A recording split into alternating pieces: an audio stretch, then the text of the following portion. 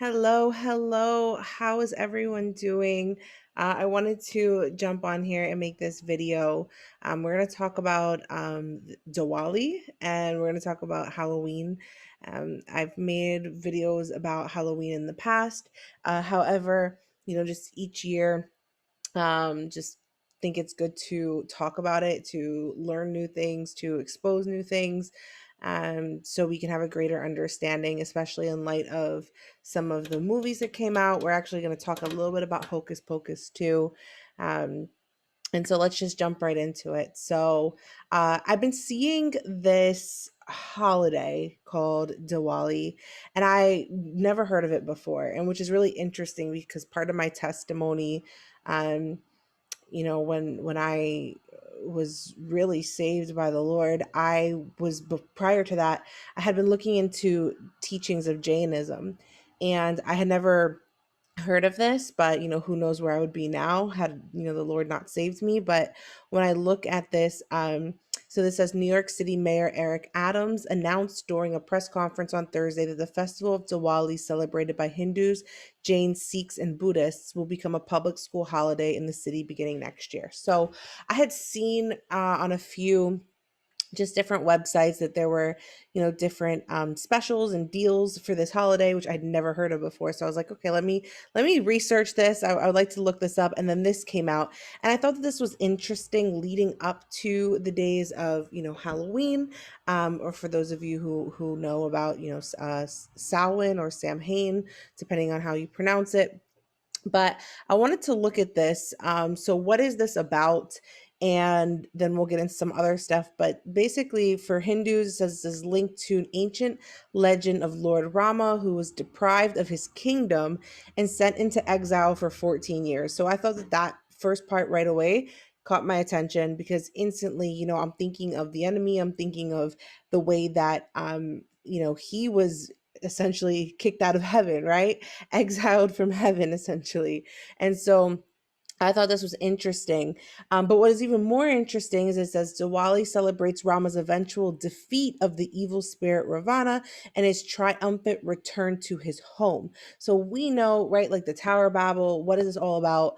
Really, at the end of the day, this is about, the enemy wanting to reclaim or to claim the title of God, to come back out of his, I guess you could say, his fallen state, right? Essentially, to be restored to that. And so I thought this was really, really interesting. One of the things that they do, it's supposed to be a celebration of lights. We think about lights again, everything, that God does, right? The enemy has his counterfeit. And so it says it symbolizes the spiritual victory of light over darkness, good over evil, and knowledge over ignorance. Now, that's the part that gets you, right? Like, this is how you know, because we have Genesis. And what is Genesis about? Genesis is about, when the serpent comes and he wants to enlighten Adam and Eve and he wants to teach them about the knowledge of good and evil. There's this thing about knowledge, or, that we're not supposed to have, that we were never supposed to have, right?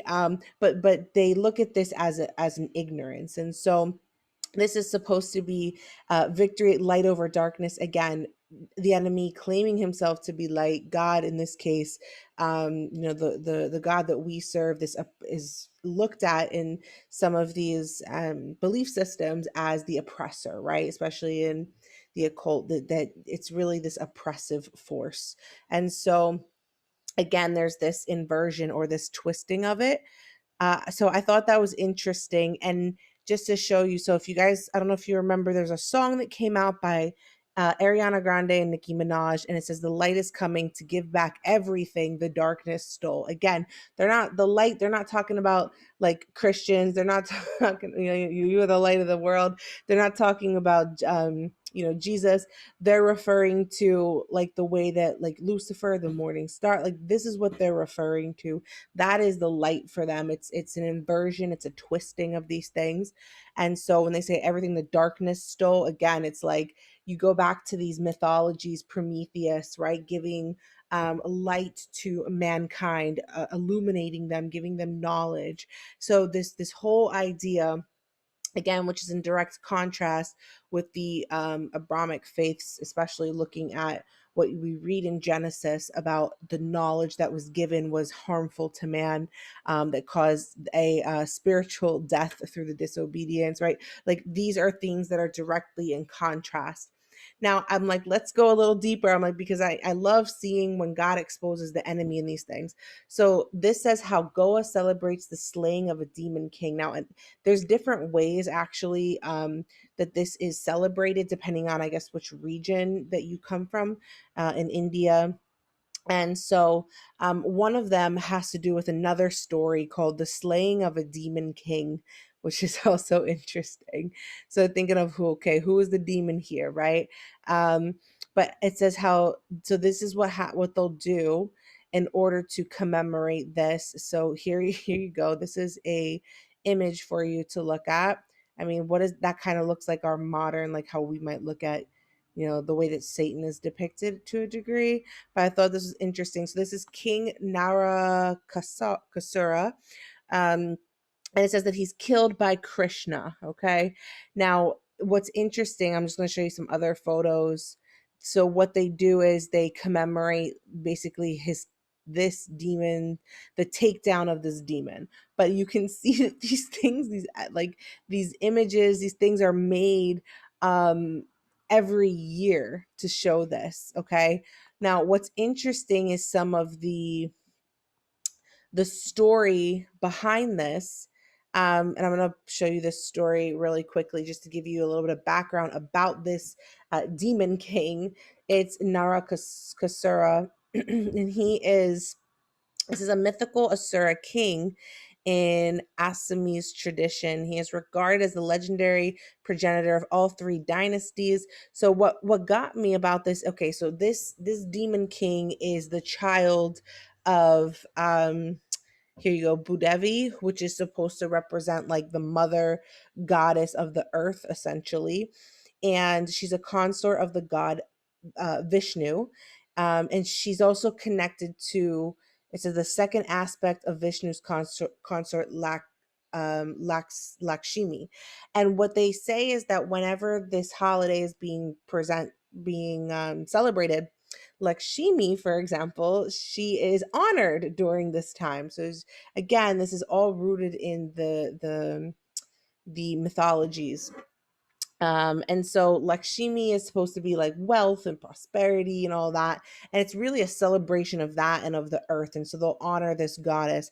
But this goddess was the mother of this demon king. And the father was this boar. I mean, look at this thing, guys. I can't, even with this symbol here, right? Having a connection to some of what you'll see with witchcraft, but I just look at, you can see him there. So this is the father. Varaha is the avatar of the Hindu god Vishnu, in the form of a boar, is generally listed as third in the Dashavatara, the 10 principal avatars of Vishnu. So this demon king is basically the child of Vishnu and Bhudevi. So that's pretty much how you can kind of connect the two. But when looking at this, basically, he's there's this whole history behind it. But by the end of it, it says that part of what he did was he began to go in conquest, and it says he was drunk with powers. He considered himself to be unrivaled in prowess. He brought all the kingdoms on earth under his control. Guys, if this does not sound like, to some degree, right? Like this does not sound like there's a spiritual connection here. It doesn't sound like Satan, doesn't sound like our common enemy. I don't know what does, but I thought this was really interesting. And then it says that eventually he had to flee the heavens, even though he turned his eyes to the heavens. He wanted to conquer the heavens. So it was about conquering both heavens and earth. And so he apparently kidnapped all these women, basically did all these crazy things. But then it said finally that he was finally killed by his own mother. And by the end of it, yeah, he was beheaded by his own mother. And so this is why they say it was a triumph of light over darkness, like this Demon King was the darkness, right? And then the light overcame him. So again, I thought this was really interesting, just looking at this, how it has to do with a demon connection to any of this. But again, all of it is a manipulation. It's a twisting of these things, and there is a part of the mythology where it's almost like a sympathy is created for this Demon King, that like they're celebrating that he was killed, but at the same time there's a sympathy saying he doesn't want to be remembered for his bad deeds, so you kind of feel bad for him. Um, Again, just very, very interesting to see how all that plays together, and spiritually, that there's going to be now a day commemorated for this. Okay. So I just wanted to give you some insight into that. We're going to shift gears. Like I said, guys, I'm going to make this video as quick as possible. I try to keep them concise. So Hocus Pocus 2 came out, and of course, everybody was freaking out over this. And, you know, you're going to get a lot of backlash. Listen, I hear things from Christians, I hear things from non-Christians, I hear things from everybody. Everyone's going to have their own opinion, and that's fine. At the end of the day, what this channel really is meant to do is to expose, to show the truth, to speak into the lives of others so they can really understand what is going on culturally around them, you know, the things that we've just come to learn to accept as okay and normal. I want you to know what's really connected to it, and, you know, make your own decision from there. But as I look at this, Hocus Pocus 2, I'm not going to play anything just because I'm always worried about, you know, copyright issues. But so there's the Sanderson sisters, and it says Sanderson sisters are back, and they go through these. They take you actually into some of their backstory. There are three teenage girls that are connected here, and they're almost like it's almost like the next generation, right, of witches. And they look, it's like more of a modern approach, so you can see them there. But I want to talk about some of the things that came up. I mean, there were a lot. I think it was um Light Exposing Darkness or Little Light Studios. They did a really great video on Hocus Pocus 2. You should definitely check it out.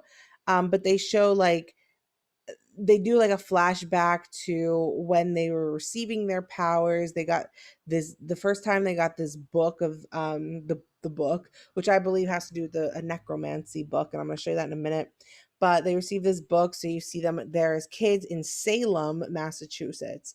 Now, yes, they were actual witches, right? But we always go back to this Salem witch trial thing because it's the easiest way for the not just the schools and how it's taught today, but it's one of the easiest ways to really attack Christians and to really pinpoint like these Puritans as these crazy people, you know, who just killed so many innocent people. But not everybody was innocent, okay? And we're gonna get into some of the reasons why it was such a crime to have, you know, been a witch. I mean, today it's so much more accepted. There's a lot of, you know, even people who practice the occult or practice witchcraft or call themselves part of this neo-pagan movement. They're like, we don't do sacrifices, and we don't. Guys, you have to understand, deception is deception. The enemy's going to paint himself as something attractive. And then once you start little by little, as you give more and more of the legal rights to the enemy, eventually, you know, the powers, the demonic powers, they take over, and your mind, especially being of flesh, it is inconceivable the direction that humans can go. All right. But anyway, there's this flashback. It kind of shows you what's happening during this time, this Puritan time. And it goes through that. And we're going to get into a little bit more of that in a bit. But you can see like there's actual things that are being practiced. If you go to some stores, there's been pictures at, you know, Walmart and these other places where they have like a spells book, and people are like, oh, it's just harmless fun. But I mean, guys, this really, like some of these images, they really look very similar to the real thing. And you have to understand something about, like, when it comes to, oh, this is about all the creams. I'm going to talk about this in a second. You have to understand something when it comes to knowing what is actually going on. like behind the scenes, that's going to take a spiritual connection. If you are not walking with the Lord and you're just like, well, this is hard, and you're not seeing these things, I pray God really opens your eyes to them. Because I'm going to tell you something, this, like, Halloween was my favorite holiday. My family and my old friends can attest to this. I would throw Halloween parties. I would go crazy. I made my costumes every year. I loved it. And then when I came to learn and understand the truth of Christ, you cannot pay me to ever do that or engage with any of that ever again, because I understand what it's connected to and what I came out from it. But you have to understand, it's not even you at that point. It's the demonic that's drawing you to that, because it's a time of giving more of those rights to demonic oppression. And again, don't shoot the messenger, guys. Take this prayerfully to the Lord. And I don't know why. I'm not gonna get into why we're trying to redeem something that's clearly demonic.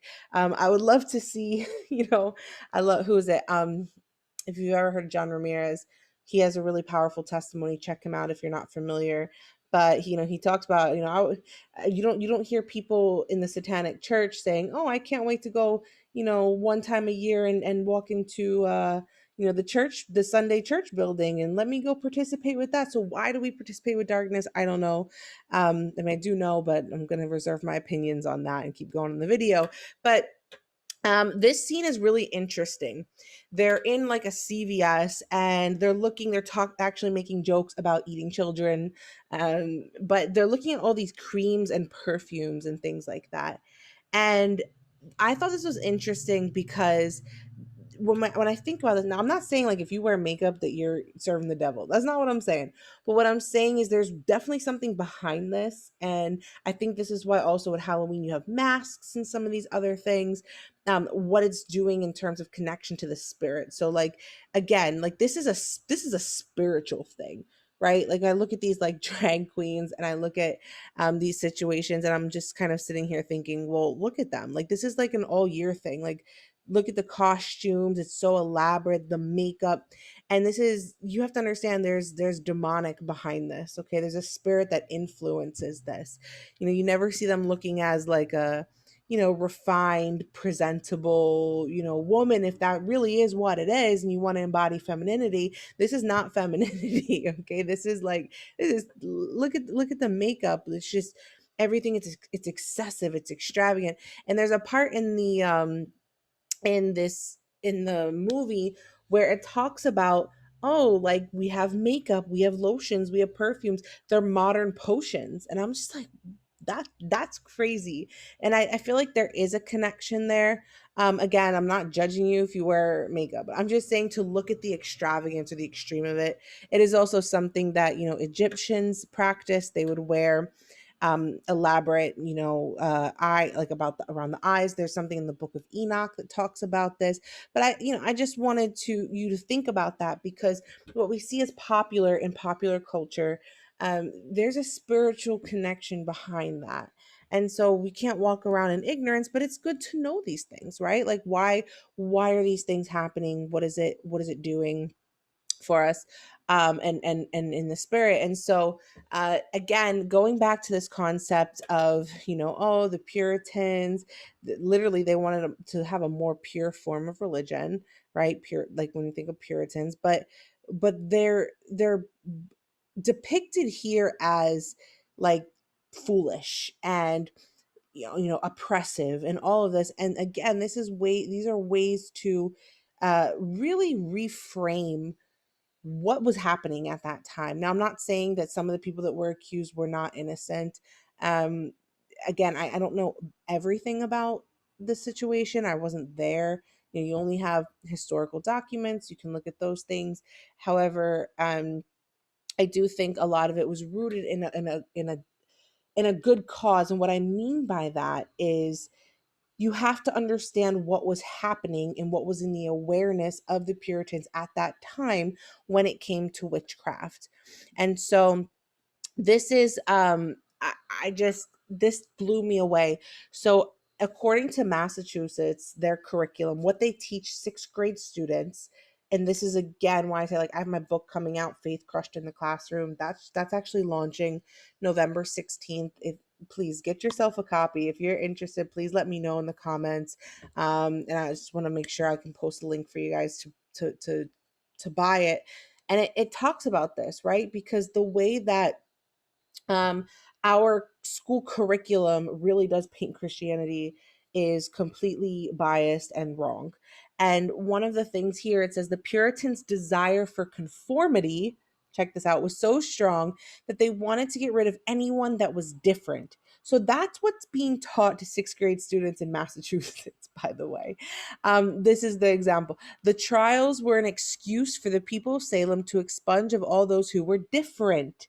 Witches were thought to be able to harm people and therefore were feared greatly.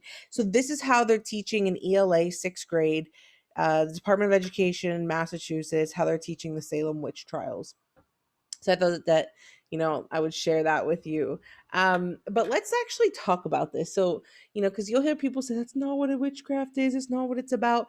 Well, according to Anton LaVey is the founder of the Church of Satan. He himself has said that by dressing up, either by wearing a costume or coloring oneself for Halloween, again, coloring oneself, this goes back to this concept of excessive, extravagant makeup, trying to change the way you look, change an identity, right? So it is tantamount to worshiping the devil. These are Anton LaVey's words. It says, declared that by dressing up either way, it signifies that you allow Satan to own you. He further said that when you adopt the pagan practices, you subconsciously dedicate yourself to the devil. He took joy in Christians who took part in the tradition, saying, I'm glad that Christian parents let their children worship the devil at least one night out of the year. Welcome to Halloween. Guys, I know it feels like it's harmless fun, but you have to understand that everything, the things that we do have spiritual implications. And it says that LaVey's statement is corroborated by a former Satanist, John Ramirez, who said that when you dress up even as an angel or a mermaid for Halloween, you give the devil the legal right to change your identity. And guys, we have an identity crisis. We definitely have an identity crisis in this nation, in this world. People don't know who they are. And if you don't know who you are, you allow the enemy to tell you who you are. Ramirez further warned that there's a much darker reality in Halloween beyond costumes and candy. The former Satanist turned Christian pastor said in an interview on CBS News, I was a general to the kingdom of darkness and witchcraft. I would sit with the devil and talk to him like I'm talking to you today. It was that kind of communication. It was that kind of relationship. So again, and it's not a surprise that if you go to Salem today, they have a witch museum. Like, there's a lot of glorification of this. Look, today's special presentation, authentic spell casting, live spells performed by practicing witches, appropriate for all ages. You'll see theater actors in the street like this. I mean, really, guys, like this is not just a big mockery, right? Like, there is something spiritually happening here. And you might also want to know that in Salem, right? Salem is where you can find the Satanic Temple. Again, like, if you think that all of this is an effort just to mock Christians, then really this is a very concerted effort, right? Like, that you're going this far. I doubt that, really sincerely doubt that. But this is where you can find the Satanic Temple. You can go, you can visit. And it's very popular during this time, very busy, to go visit Salem, and people make jokes about it being a witch and this and that, and it's cool. And it's lost the truth of where we've come from. Here's a depiction in Hansel and Gretel. And again, like, prior to the way that it is accepted now and today, which I blame, Disney and these other mediums through which children really are indoctrinated to believe, hey, you want power, you want these things, you need to come do witchcraft. Like, they're not seeing the truth of the power of the church, where there's the ability to cast out demons, to overcome evil, to heal the sick. I believe all of that, and I believe it's for today. So for those of you who say that's not for today, that was the days of the apostles, man, you are denying the power of God. You may have that appearance of godliness, but you deny his power. He is still active, he's still powerful, and he's still moving through his remnant church who has a heart for him and who's walking in obedience. And again, like, look at this. Hansel and Gretel, like, look at how this it's depicted. It's evil. It is evil. Okay. It's not cute. All right. So, for centuries, prior to what we're seeing now, this is how a witch was depicted. It wasn't some glorified, cool thing. Okay. Back to that book, because this comes up a lot in Hocus Pocus, that book that it was claimed in the book was given to them by Satan himself. That looks a lot like the net sorry Necronomicon. Have a hard time saying the word, but here's the picture of that, and or Book of Shadows. There's other ways, but this is so handmade stretch book, you see, and there's a belief that it was actually in real human flesh or something, and that's what comes up in the book. But basically it's about the art of necromancy, which has to do with black magic, witchcraft. It has to do with the dead, and specifically about the dead, and I'm going to get into that in a moment. But you can see some of these images, like these were taken from some of these books. Here's medieval necromancy. Now, again, looking at what was coming out of the medieval times, essentially, you had a lot of this stuff that was going on. You had a real separation, and at the time you also had the church. However, there was definitely friction between the two. So some of these images, here's that image again that I was showing you, that was um that god that you saw in the for Diwali. It had a similar, so you can see this here, okay? But why do I want to talk about this as being a real thing? Look, a book of magic, Cambridge University, special collections. They have some of this stuff documented. It's real stuff. It's not like, we just took this out of a movie, okay? But it's in the movie, so that's interesting. So why is this important? A lot of this has to do when you think of necromancy. There's a concept of passing your children through the fire in the Bible, and that predates all of this, right? So let's just look at this for a second. When we talk about the sacrifice of children, now you have to understand that the Puritans at that time, especially when a lot of this started, the 1600s, even prior to that, coming out of the medieval period, 1500s, they were aware of what was actually taking place.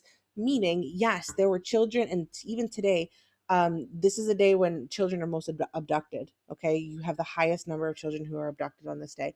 You have the highest number of animals. There's animals that go missing. Okay, and these are rituals, they're sacrifices, and these are things that, yes, have taken place for hundreds of years, for thousands of years. So much so that obviously it made it into some of the Old Testament biblical texts that were spoken about. You see these things, and you have to understand what was the knowledge of the church at the time. And then what does the word of God say in contrast to that? What is actually happening there? And so what was interesting about that was it says it is possible the killing of children by poison was one method when the cult was decadent and victims difficult to obtain. So that was one. And then it talks about accounts, cold-blooded murders of children, which the witches were sometimes accused. And the accusations seem to have been substantiated on several occasions, the method of sacrifice being by poison. So the sacrifice of a child was usually performed as a means of procuring certain magical materials or powers, which were obtained by preparing the sacrifice bodies in several ways. And you can see today, right, when you go into some Halloween stores, it's always a dismembered body part, right? Like you have an arm that's over here. Why do you think that is? Okay. Scott says that the flesh of the child was boiled and consumed by the witches for two purposes. Of the thicker part of the concoction, they make ointments, whereby they ride in the air, but the thinner portion they put into flagons, whereof whosoever drinks observing certain ceremonies immediately becomes a master, or rather a mistress, in the practice and faculty. So this was huge for obtainment of greater power. And I thought it was interesting about making ointments. Guys, this goes back to why the Sanderson sisters are shown in CVS as like all those ointments and sprays and things. And aside from the fact, there is a connection here to abortion. They have found in certain materials aborted fetal cells, guys. And again, I know this sounds crazy. And you guys are like, what are you talking about, Danielle? This is so much. But you can look this up for yourself and let the Lord give you light, okay? The gang of Paris witches confessed, this is about Paris witches, that they distilled the entrails of a sacrificed child after Goldberg had celebrated the mass for Madame de Montespan, the method being probably that described by Scott. A variant occurs in both France and Scotland. So this is what was happening in Europe, right? It wasn't just when you see the Salem witch trials and everything. There were actual trials of these things in Europe as well. So you see both France and Scotland's interesting as throwing light on the reasons for some of the savage rites of the witches. And then it has a whole thing in French, which I don't, they're good. They're directly citing French, which I can't read, but it says at Forfar in 1661, Helen Guthrie and 4 others exhumed the body of an unbaptized infant, which was buried in the churchyard near the southeast door of the church, and took several pieces as the feet, hands, and part of the head, and a part of the butt, and they made a pie and they ate it. Guys, this, I know it sounds disgusting. There's an actual movie called Sweeney Todd where this exact thing happens, okay? Where they kill somebody, they chop them up, and they put them in a pie. You guys think that that's just creative, artistic imagination? No, this is history that you're not being taught, because your history is teaching you, your 6th graders in Massachusetts are learning that it's because they were different, and we need to accept differences. You don't see this? Oh my goodness, Lord, wake them up. All right, so look, here's the idea of, it's called sympathetic magic, is very clear. By eating the flesh of a child who had never spoken articulate words, the witch's own tongues would be unable to articulate. So now I'm looking at this, and some of the resources, you can check them out. They're all here. You can take a nice screenshot. Discovery of Witchcraft, all of these things, these books from 1584, right? Like these, the person who compiled this really did a great job. Child Sacrifice Among European Witches by M.A. Murray. Check it out. You can look at the resources, do the deep work for yourself if you don't want to believe what I'm saying to you, okay? So how does the Bible talk about this? The Bible talks about that. And one of the things is, in order at this time, right? We talked about going higher in witchcraft, being able to do those things, or to become, right? Sometimes to become a witch, you'd have to actually give of your own child, right? Like to actually sacrifice a child of yours. And so what that did, it was also part of an initiation rite into those higher occult powers. And so check this out. Okay, the Bible says also, it says, here we go, verse 21, and you shall not let any of your descendants pass through the fire to Moloch, nor shall you profane the name of the Lord your God. So what is this passing through the fire? This passing through the fire has to do with child sacrifice. This is Leviticus 18:21. This was happening. It was a Canaanite ritual. Again, this is not just some hoopla that we're making up and thinking, oh, you're crazy. No, these things were actually happening. You've actually seen this in other places as well. It talks about a king named King Ahaz. And what did he do? He went in the ways of the kings of Israel, and he passed his son through the fire in an abominable manner of the nations whom the Lord had driven out from before the children of Israel. Now, remember I gave you that image, dismembered body parts, right, of infants? Guys, I'm sorry, and I'm going to say something very bold. That is what abortion looks like.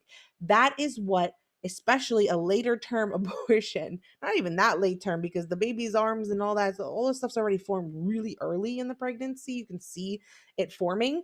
But how they do it, they literally dismember it.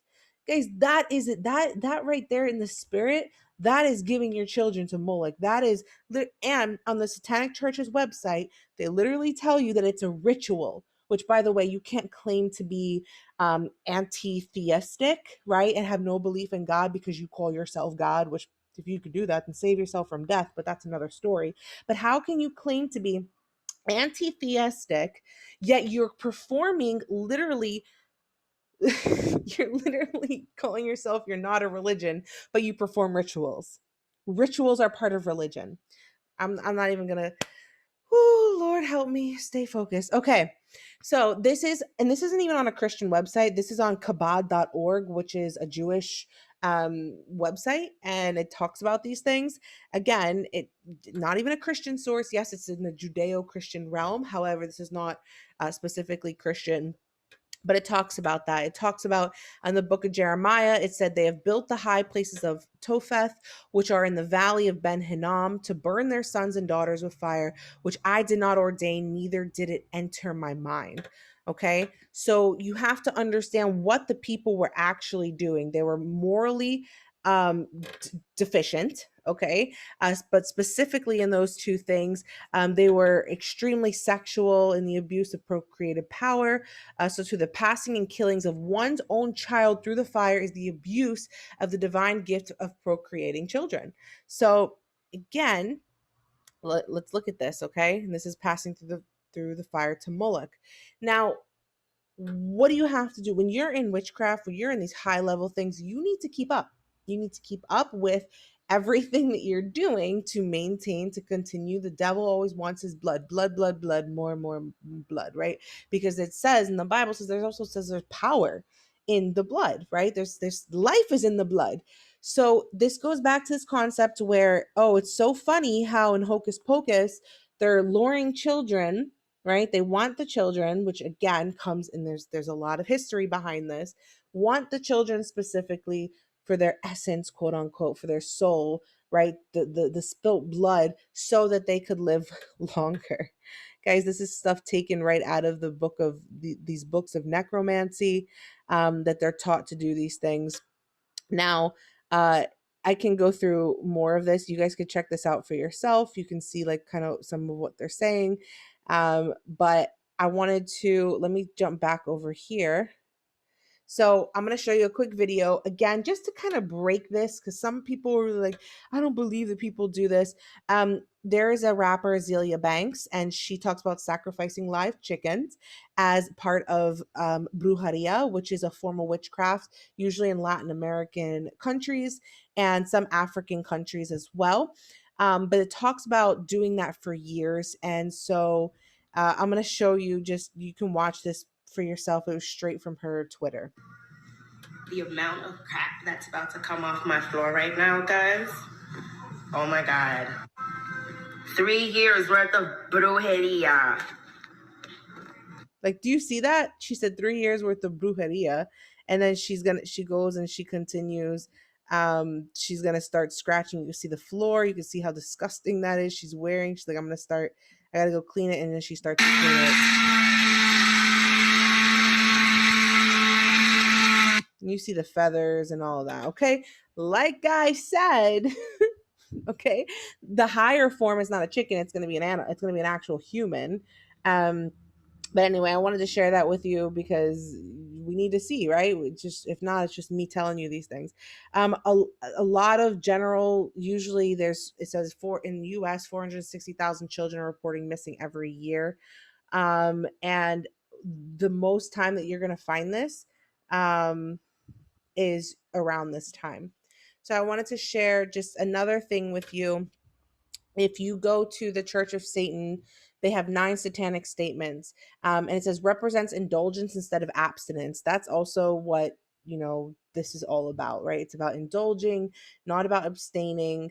But I wanted to show you here. So going back to Diwali, Satan represents undefiled wisdom. So they don't think of it as like this king of another, kingdom and all that. The way that I guess like Christians look at it, the way that they look at Satan is Satan is undefiled wisdom. So they think that they're wise. They don't believe in ignorance. Again, this is light over darkness, knowledge over ignorance is what Diwali is celebrated. Direct alignment with the Satanic Church in their statement. It says instead of hypocritical self-deceit. And then it talks about, that they represent kindness. But then on the other hand, it says it represents vengeance instead of turning the other cheek. So that's a catch-22, right? But again, you can go through if you want to read these things and see what is actually believed by the Satanic Church. They also have 9 satanic statements. And I think this was the same one. Sorry. They have, where was it?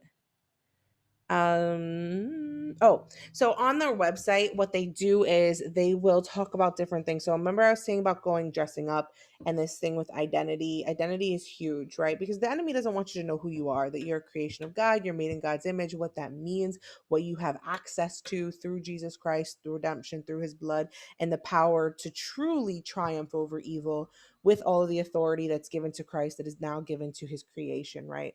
So Halloween, it says it says we Satanists find Halloween to be a holiday that celebrates the outsider, going back to exactly what was in the school curriculum. It's who's different, the outsider, the other, those who are not like the most. It is on this night that the normals tend to explore their own quirks and inner darknesses by wearing costumes that often reveal aspects of themselves typically hidden during the rest of the year. We've seen that there are recently been a plethora of party poopers, whatever. So that what they believe is that when you're doing this, you're representing different aspects of yourself. This goes back to identity. You're literally giving the enemy right to tell your children, to tell you, whoever's dressing up, what your identity is. Okay, changing your identity, connecting with the spirit that's connected with that specific thing that you're pretending to be. All right. And then when I see things like this, I could vomit because literally, like, this is such a spit in the face. Like, these children dressing up as witches. And guys, I have a picture of me in third grade dressed like this. Okay. Like, mom, what were you thinking? I don't know. But, like, look at this picture. Look at this. Okay. But I look at these things and it says, now this reminds me of something called this word here, which I'm not going to say because I know that it can be a trigger. So you can read this word here. If you guys can see it highlighted. All right. I'm not going to get into the QAnon theories and all of that. But all I want to say is that if you guys know anything about this, I don't want to get deeply into this, but there is a connection between this specific chemical reaction, uh, formulated into a serum, and this idea of basically having like not external, I'm sorry, but basically being able to connect to youth, to remain young. And this goes right back to what we're talking about in Hocus Pocus. This was the whole point. The consumption of the children, especially being in high fear and all of that, was, which would align here in the scientific part, with having this specific piece added in to prolong life. Okay. Again, life is in the blood, especially when thinking about youth. So here you have, it's mentioned in The Doors of Perception by Aldous Huxley. It's mentioned in A Clockwork Orange, this novel. It's mentioned in Fear and Loathing in Las Vegas. Um, It's mentioned in the second episode of a television series called Lewis. Again, these things are in actual in your face. And again, it's not just to mock Christians. Like, you guys really like feel like to go that extent is crazy. It's not just to mock us. Um yeah. Okay. So you can just see examples of this. And then oh, here you go. In 2022, which is not surprising this year when you're seeing all the rollouts of all these things, Netflix series The Watcher mentions this chemical reaction substance, right? In a story about neighbors drinking children's blood for its, yeah. Okay. So there you go. It's always the same deal, right? And why it's happening. But I just wanted to connect all of this here together. And for those of you who don't realize that those in Hollywood that do participate in this, who have made those pacts, who have done those things, they're participating in this, especially on this day. So just realize that when you're trunk or treating and you think that, oh, the person talking against this is just being religious. Um, you can see it. This was a song from the movie Hocus Pocus, where it says, "Come, little children, I'll take thee away into a land of enchantment. It's time to play." It says, "Through all the pain and the sorrows, weep not. Life is this way," right? And actually, they're being lulled to their death. Murdering beauty and passions. And then it goes on, it says, "Rest will soon be away." It talks about going into the garden with them, this garden of magic. It's not a night for abstaining. That is directly taken from the Church of Satan. I read it to you. It's not a night for abstaining, but a night for indulgence, right? I can go right back here to this line to know it says Satan represents indulgence instead of abstinence. So it's right here. It's not a night for abstaining. This is from the movie. This is the song that Sarah Jessica Parker's character sings. Come, little children, follow me home. Not one of you need to worry. Um, and then it goes on. It says, please hurry. Now, then it changes and it says, come, little children, there's magic to see here in my garden of mystery. Come, little children, into my abode. Tomorrow you will all be history. Guys, I can't even. So I just wanted to share that with you again.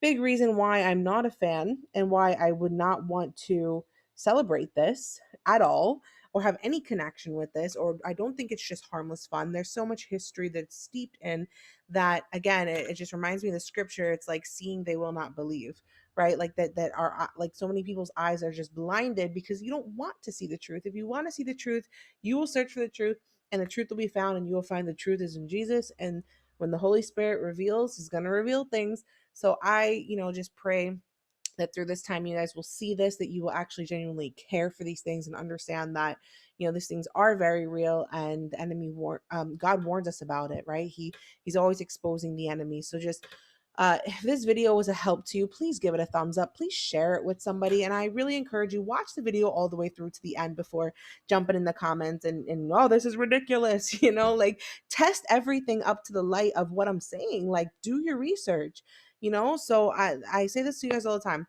Anyway, I love you. Thank you so much for those of you who support on the channel. Again, I want to inform you that book is coming out. I've worked really hard on it and I'm excited to get it out to you all. It's about equipping the youth, talking about the education system, some of these things that are taught in the education system, and how we can stand firm in our faith and not kind of fall into the woes of what is modern liberalism, especially in colleges. But these things are starting younger than that.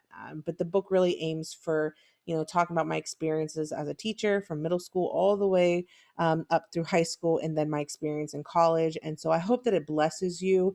So I would love to get you guys a copy of that, and please share this video and give it a thumbs up, and have a safe time during this time period. We're coming into the winter months. It's not just Halloween season. It's also going into the season of December. The month of December is also very high witchcraft, which I will probably do another video on. Okay. So thank you guys so much for watching. Thank you for all of your support, and we'll talk soon. God bless you.